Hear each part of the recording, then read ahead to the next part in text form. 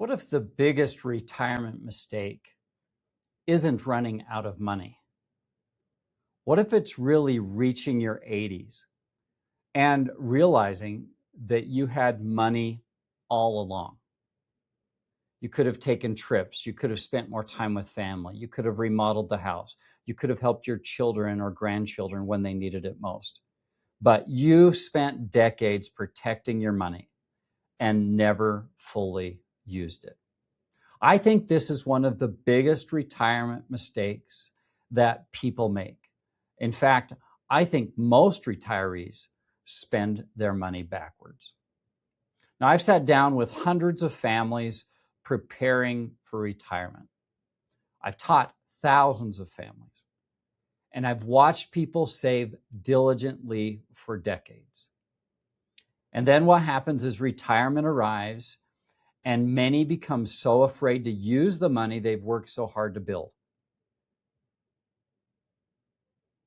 Saving money is a very different mindset than starting to use your money.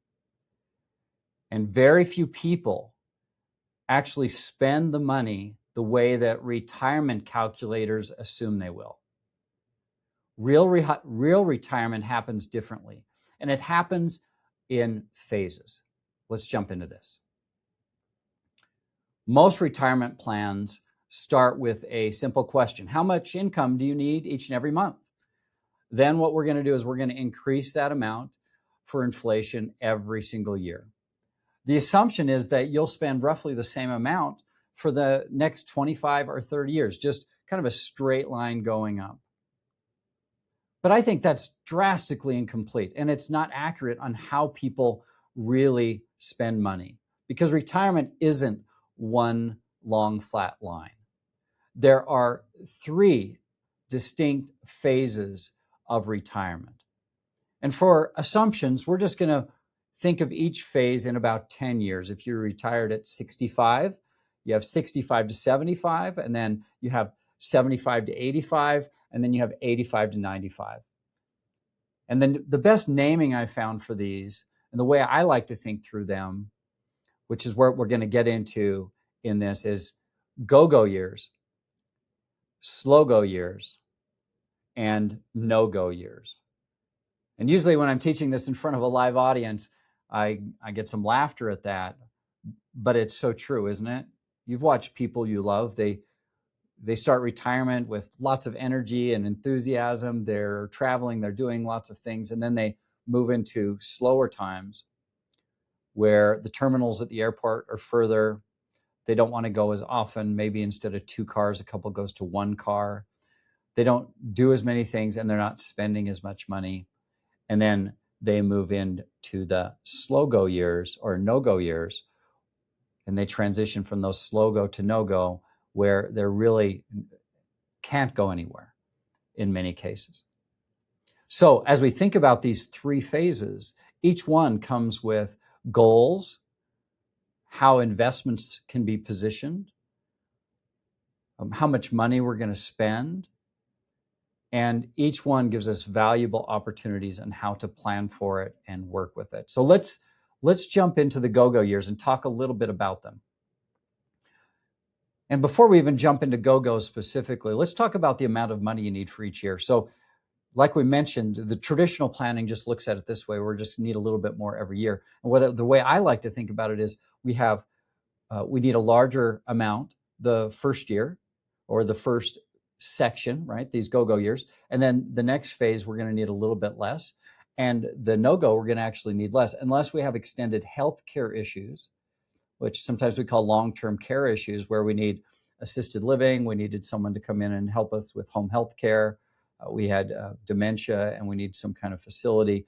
And that can really eat up large chunks of money. So it's more like a barbell, with the middle being smaller. Or if you get out of life without having extreme long-term health events, then it can actually be teeters down for each section. So as we look at this, let's talk about the go-go years. These are, I think, the years what most people think of when they think about retirement. They think their health is going to be the best. It's going to be the rest of their life. Their energy is higher. Many people have on to travel and go see things they've put off, or continue to travel if that's what they've done through the years, and to create experiences with each other, with friends and family, doing things you love with people you love. Sometimes that means outdoor recreation. Sometimes that means traveling abroad. Sometimes that means gardening and putting money into a yard. Sometimes it means grandkids and doing things to support them. Sometimes it means helping children or grandchildren, like matching down payment funds, hobbies. But the key is freedom. We have more freedom than we've ever had in our entire lives. And this is often the years when we're going to spend the most money. It's also the years when money can help us create the greatest experiences. So most clients tell me they don't want to sit home and watch television. They want to be busy. They want to be productive. I think one of the mistakes when people think about retirement is, I'm going to go into this phase and slow down. And at some point you are going to get there. But the people I find over and over with the clients that I've worked with for years and years, the people that I find are the happiest to find new things to put themselves into. Some continue to work because they choose to, not because they have to. Some volunteer in the community. Some do missions or, go and do things that give back. Some just want to go and play.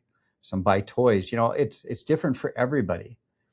But this is all about doing the things maybe you put off, but then having the funds to do it. And when we think of retirement like this, we just need more and more every year.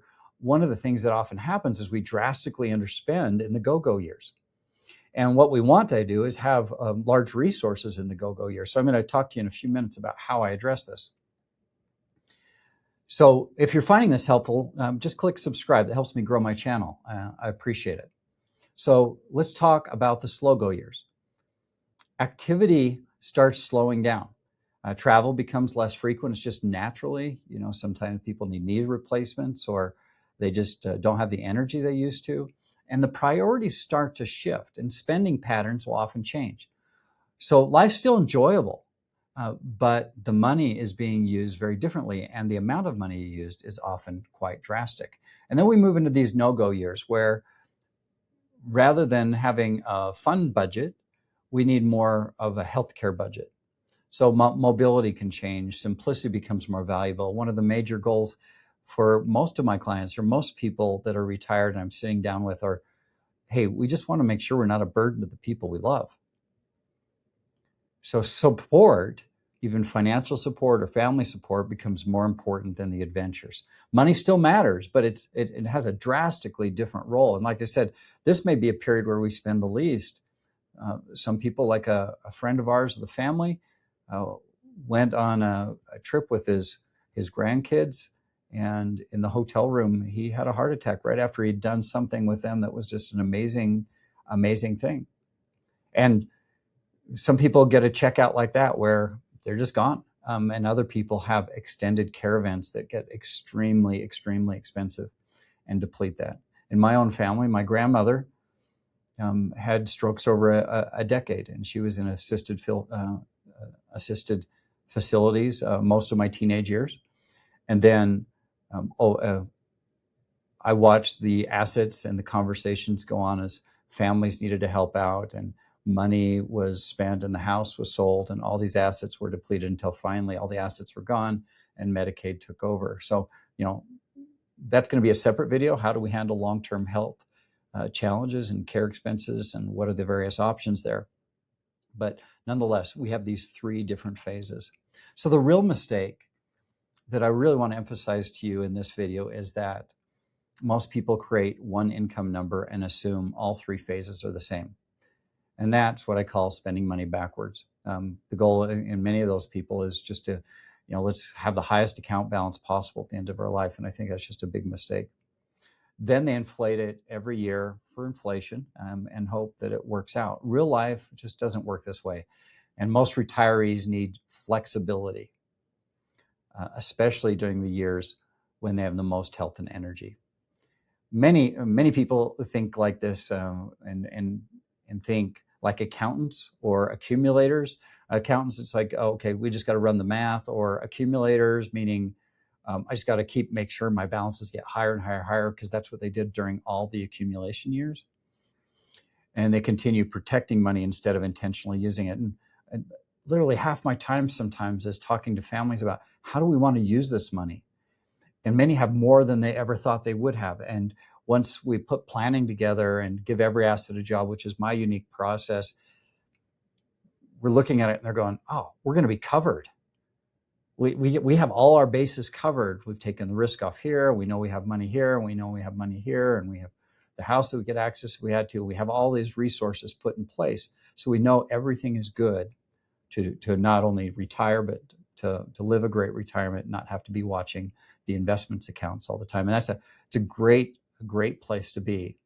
But one of the shifts that I'd encourage you to make as you're thinking about your retirement is you've spent life building these assets. The next challenge is learning how to use them. Many of you are what I call first generation abundance, meaning you have a lot more money than the parents before you. That's how it is in my family with my grandparents. My grandfather worked 6 days a week, 12 hours a day, repairing shoes, and they fought to survive. My grandmother was an immigrant from Germany. And my mother came over from Germany when she was 10. And so they were just scrapping to survive. But like many of you, you're now in a much better position than them. And if you're at retirement, maybe you have a lot more assets than they ever had in their entire life. And you can't play the rules of your game the same way they played the rules of their game. It's a different game. It's like saying, I'm going to play Chutes and Ladders, and you're really playing Monopoly. It just doesn't work. The goal is no longer simply growing the assets. You have to get this new skill set. You have to get these new abilities, and you have to get into, okay, how do wealthy people, how do I manage wealth to be a blessing for me and for my generations? Give them hand-ups, not handouts. Maybe give back to charity, all the things that you want to do. But you can start to think, once you have a good plan in place, and you know all the assets are covered, that you're in a good place. So I promised I'd come back to the go-go years. The go-go years, one of the key jobs for many of my clients is fun.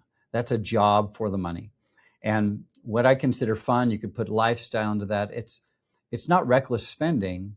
It's once you've put a comprehensive plan and you really say, oh, we're going to be okay. There's a statistical chance that we're very, very low chance we'd ever run out of money.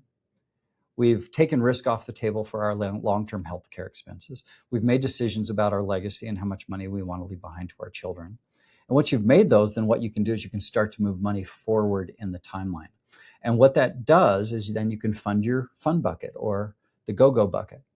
And it's intentional spending for travel, experiences, family memories, maybe a second home. I have one particular client that they're retired. We helped them buy a second home because we showed them that they're going to have more assets than they thought possible. Now this is creating memories with the people they love, and it's a second gathering place, and it's used all the time. So a kitchen remodel is another thing that I've seen, or a house remodel, build a garage in the backyard, a shop, RVs. These are all the things you've worked for decades to make possible. And if you think about it, just in terms of, oh, I just need income, X dollars per month, and I'm going to increase that the rest of my life, you're going to miss all of these things. And I see that with people. I see that people with working with what I call accumulation and financial advisors, or do-it-yourselfers, where the goal was just to grow this money. And now putting it to use, no one's challenging their thinking. Many of these financial advisors who are accumulation advisors, there's some great ones, but a lot of times they're not doing planning around these. They're not saying, how do we want to spend this money? How do we spend as much as possible? How do we use it in the wisest way possible? What are your big plans and big goals for this money? And those are key strategic questions. It's not just about growing it anymore. It's about these in-depth conversations. So many retirees don't need permission to save. They need permission to start using these assets intentionally. And it's very different than what you've been doing. But like I said, these are new rules. But if we fund this the right way, where maybe you have $5,000, $10,000, $20,000, $30,000 a year, it goes to a bank account. Your job is to spend it at the end of the year on fun, and it works into your whole plan. Now that's a retirement to get excited about. So here's a key takeaway. The goal isn't to die with the largest account balance possible. And for 95, 98% of the people I sit down with, that's not the goal. The goal is not to live, scrimp and save, live on rice and beans so they can give as much money to their kids, and their kids, a week after they're dead, go and buy jet skis, buy fancy houses, and have all the luxury items, or or items that they never had. They really want to be intentional with this. So the goal is to get the most out of life from the assets that you've already saved. Retirement isn't one phase. Your income plan shouldn't treat it like it is. And the best retirement plans align with these different seasons of retirement. So before you go, I'd encourage you to download an item I've prepared. It's called the Retirement Ready Checklist. You can get it through the link below. It's designed to help you think through some of these biggest decisions retirees face around income and taxes and investments and healthcare, legacy building. It's free. Just go and download it. And if you've liked this video, I'd love to have you connect with you and hit subscribe.